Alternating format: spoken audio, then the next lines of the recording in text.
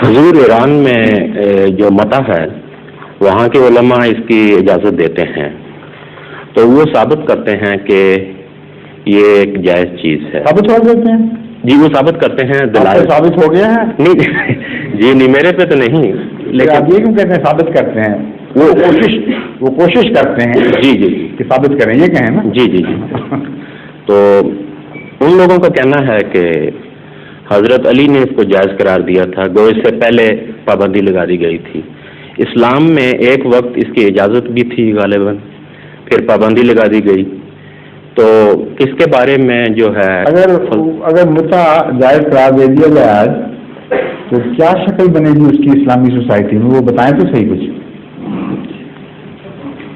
میں تو حضور اس کے بارے میں کچھ نہیں جانتا۔ میں نہیں بتا، ارے عام رہے ایران اس میں دے رہے ہیں، ان کے دلائل سے کافی حد تک آپ نے اگر اثر قبول نہیں کیا جی تو مروز ضرور ہوئے ہیں، تو آپ کو پتہ ہی نہیں ہوتا کیا ہوتا ہے؟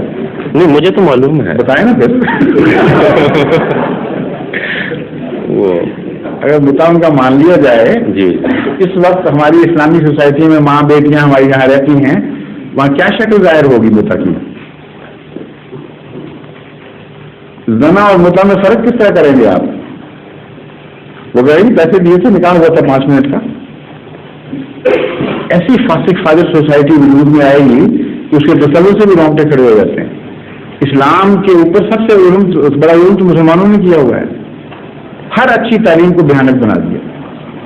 جہاد کی تھی، عظیم شان تعلیم تھی، اسے اس طرح مکروہ بنا کے پیش کیا کہ آج تک ساری دنیا لانتیں ڈال رہی ہے۔ پاکیزگی نفس کی تعلیم تھی، اسے متع میں تبدیل کر دیا۔ سچائی کی تعلیم تھی، اسے جھوٹ بولنے کے تقیہ میں تبدیل کر دیا۔ کون سی جگہ ہے اسلام کی جہاں زخم نہیں لگائے خود مسلمان علماء نے؟ یہ بھی ان میں سے ایک ہے، بڑا بھیانک زخم ہے۔ اس پر تو بحث چھیڑنے کا کیا سوال ہے؟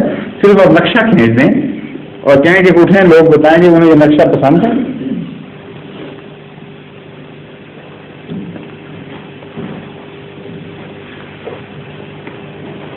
کسی کے گھر کی کوئی عزت کی کوئی حفاظت نہیں رہتی باقی۔